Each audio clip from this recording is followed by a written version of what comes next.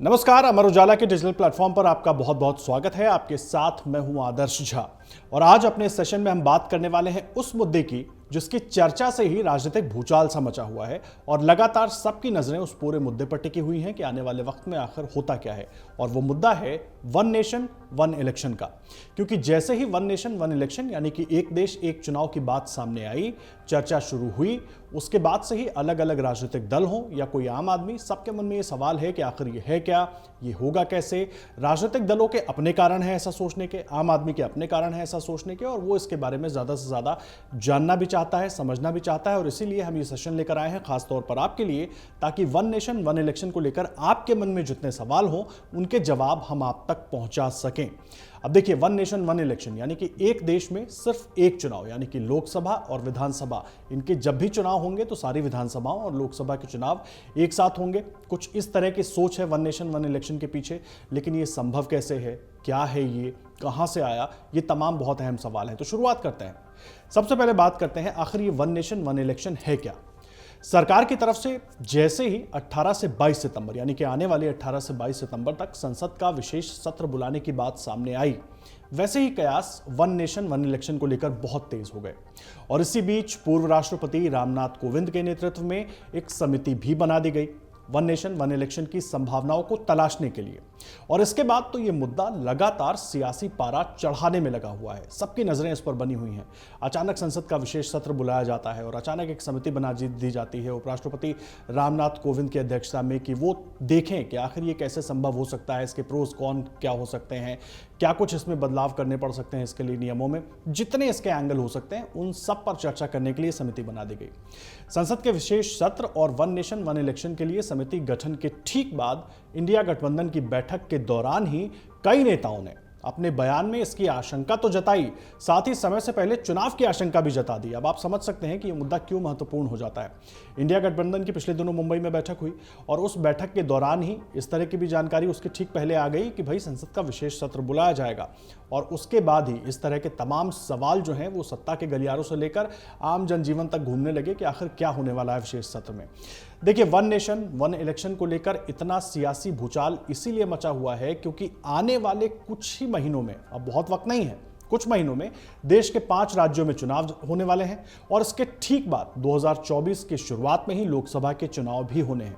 और ऐसे वक्त में संसद का विशेष सत्र बुलाया जाना, इसको देखते ही कई कयास लग गए और कयास यही कि क्या वन नेशन वन इलेक्शन को लेकर इस सत्र में कुछ हो सकता है सरकार की तरफ से।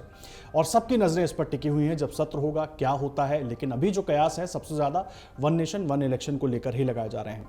तो आइए जानते हैं कि आखिर ये वन नेशन वन इलेक्शन क्या है और इससे क्या फायदा होगा और ये कैसे संभव होगा, और फायदा क्या हमारा आपका भी होगा, ये भी समझने की कोशिश करेंगे अपनी इस बातचीत के दौरान। और होगा तो कैसे होगा। सबसे पहला सवाल ये है कि वन नेशन वन इलेक्शन की आखिर ये बात निकल कर आई कहां से। ये कोई आज की बात नहीं है, ये कोई पिछले 2-4 सालों की बात नहीं है। हम आपको विस्तृत रूप से बताते हैं कि एक देश एक चुनाव यानी कि वन नेशन वन इलेक्शन को लेकर सबसे पहले साल 1983 में चुनाव आयोग की तरफ से ही सुझाव दिया गया था। 1983 में चुनाव आयोग की सालाना रिपोर्ट में एक देश एक चुनाव की बात कही गई थी। हर साल चुनाव आयोग की एक रिपोर्ट आती है, उस रिपोर्ट में ही चुनाव आयोग ने इसका जिक्र किया था और उसके बाद इस पर चर्चा होती रही, फिर ये बात ठंडे बस्ते में जाती रही। साल 1999 में लॉ कमीशन की ओर से भी इसका विचार आया था और 1999 में न्यायमूर्ति बीपी जीवन रेड्डी की अध्यक्षता में जो लॉ कमीशन था उसने चुनावी कानूनों के सुधार पर अपनी 170वीं रिपोर्ट पेश की थी। और इस रिपोर्ट में चुनाव सुधारों के लिए जरूरी कदम के तौर पर एक साथ चुनाव कराने की सिफारिश की गई थी, यानी कि वन नेशन वन इलेक्शन, एक देश एक चुनाव की बात कही गई थी। वही 2015 में तक अगर हम आगे बढ़े, 2015 में संसदीय स्थायी समिति ने अपनी 79वीं रिपोर्ट में लंबे समय तक सुशासन बनाए रखने के लिए, व्यवस्था ठीक बनाए रखने के लिए एक साथ चुनाव कराने का सुझाव दिया था। और इसकी व्यवहार्यता क्या होगी, ये कैसे फलीभूत होगा, कैसे जमीन पर उतरेगा, इसको लेकर के भी तमाम सवालों के जवाब उसमें दिए गए थे। अब आगे बढ़ते हैं। 2017 में नीति आयोग ने भी एक साथ चुनाव कराने के मुद्दे पर एक रिपोर्ट तैयार की थी। नीति आयोग की तरफ से भी उस रिपोर्ट में यही समझाया गया था कि एक साथ चुनाव कराने के क्या फायदे हो सकते हैं, क्यों कराए जाने चाहिए, कैसे हो सकते हैं। थोड़ा और आगे बढ़ते हैं। 30 अगस्त 2018 2018 में जस्टिस बीएस चौहान की अध्यक्षता में लॉ कमीशन ने एक साथ चुनाव पर अपनी रिपोर्ट जारी की थी।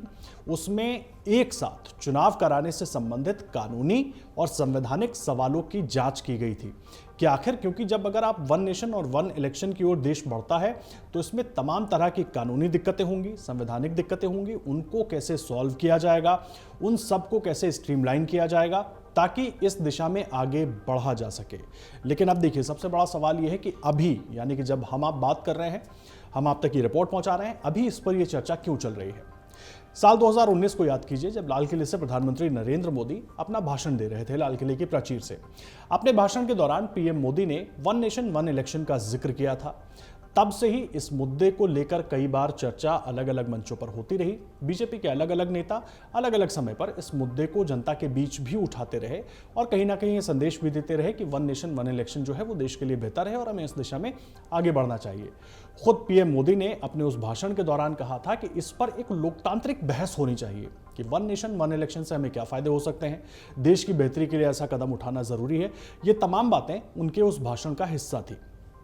अब अगला सवाल यह होता है कि अगर एक साथ चुनाव होते हैं तो उससे फायदा क्या होगा और किसका फायदा होगा, यह भी मैं आपको बताऊंगा। अगर एक साथ होते हैं तो जो निकल कर आती है बातें, उसके क्या मायने होते हैं।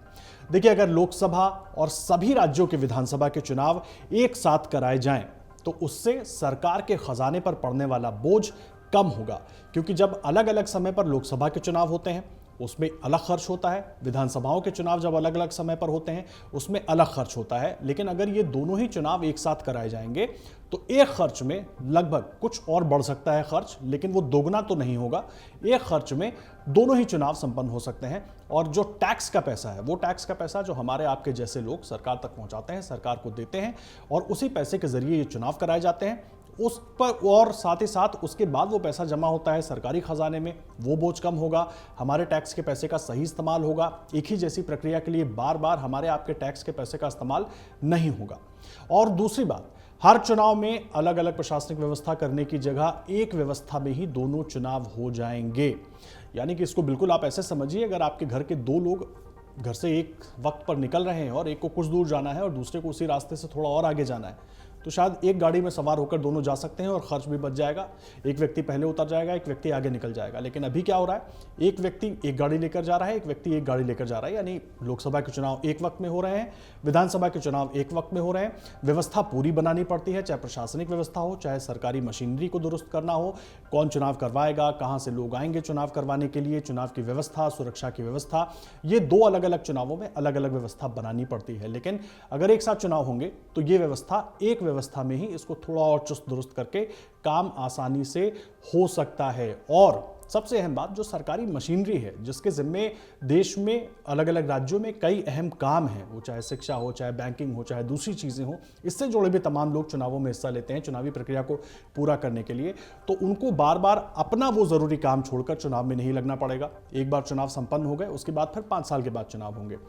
और फिलहाल देखिए, हर साल करीब 5 से 7 राज्य ऐसे होते हैं जहां पर विधानसभा के चुनाव होते हैं। लोकसभा के चुनाव हर 5 साल में होते हैं और हर एक साल पर कम से कम 5 से 7 चुनाव जो राज्य होते हैं उनमें विधानसभा चुनाव हो रहे होते हैं। जैसा कि अब होने वाला है, आने वाले कुछ महीनों में हम 5 राज्यों के चुनाव में जाने वाले हैं।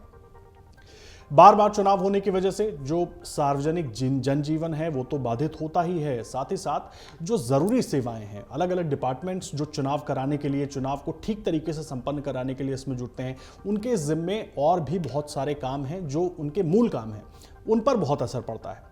अब बार बार चुनाव होने से अलग अलग वक्त में चुनावी आचार संहिता लागू हो जाती है, जिसकी वजह से उसका असर भी जरूरी सरकारी कामकाज पर पड़ता है, क्योंकि आचार संहिता लागू होने के बाद सरकार बहुत सारे कामकाज, बहुत सारे फैसले नहीं कर सकती है।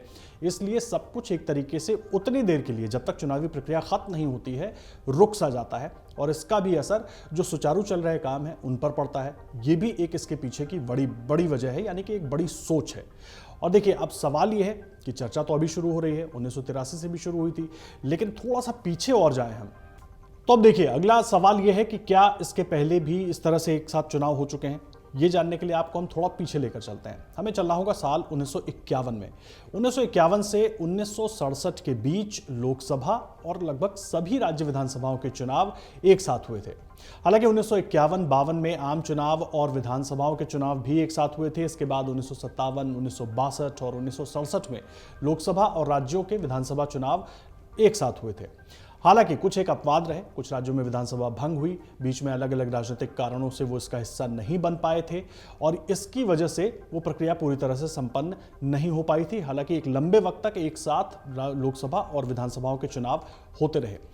और देखिए, एक सबसे बड़ा जो अहम सवाल है वो ये है कि अगर एक साथ लोकसभा और विधानसभाओं के चुनाव होते हैं तो इसमें बहुत सारी व्यवहारिक दिक्कतें भी आने वाली हैं। उन व्यवहारिक दिक्कतों को समझना बहुत जरूरी है और जाहिर सी बात है, अगर सरकार इस ओर बढ़ेगी तो उन व्यवहारिक दिक्कतों पर सबसे पहले काम किया जाएगा, क्योंककि सरकार की जिम्मेदारी है सुचारू तरीके से बिना किसी दिक्कत के चुनाव को संपन्न कराना। लेकिन पहले क्या हुआ है उसके उदाहरण के जरिए आपको समझाने की कोशिश करते हैं। साल 1968 और 1969 में कुछ विधानसभाएं समय से पहले ही भंग कर दी गई थी, जिसकी वजह से एक साथ चुनाव नहीं हो सके। और यही नहीं, चौथी लोकसभा भी समय से पहले भंग की गई थी, जिसके बाद 1971 में नए सिरे से चुनाव कराए गए थे। यानी कि ये पूरा चक्र जो है वो टूट गया था।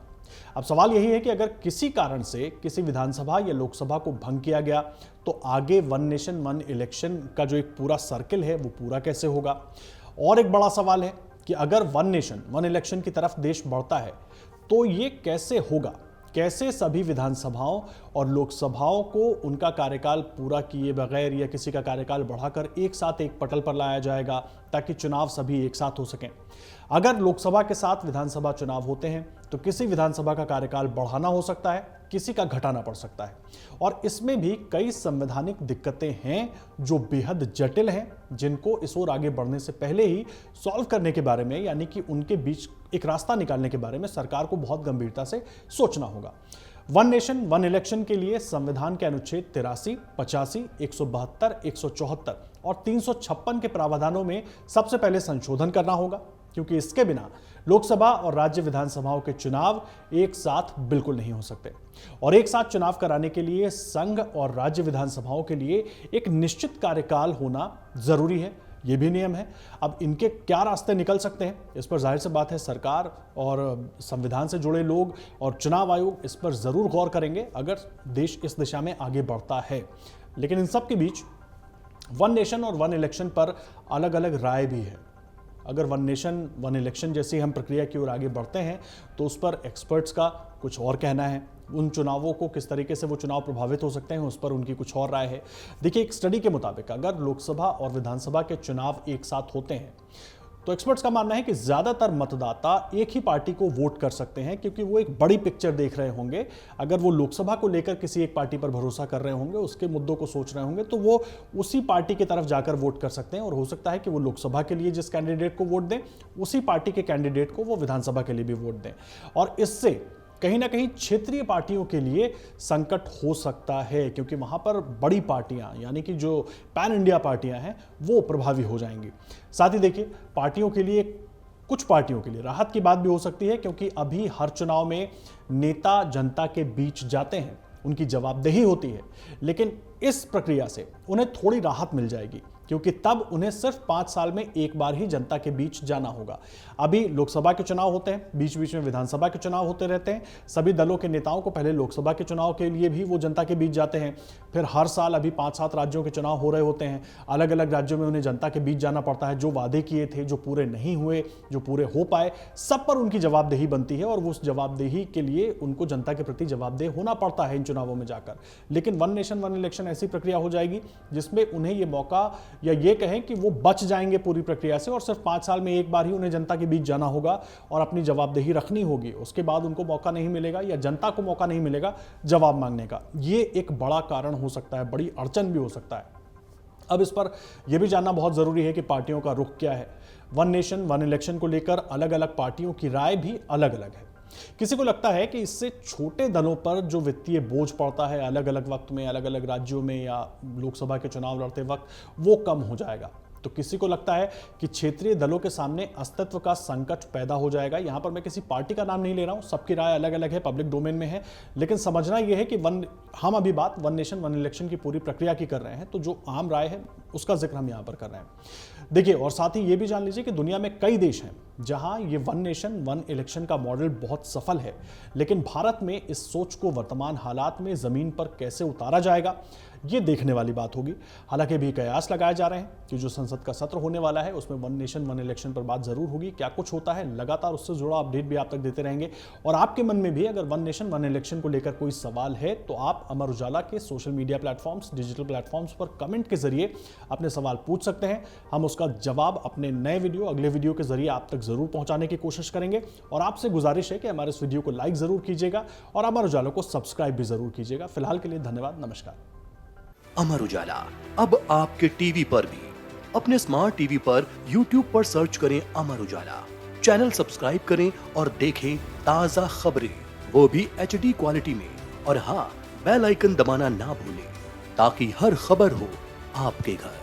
अमर उजाला, निष्पक्ष, निर्भीक, निरंतर।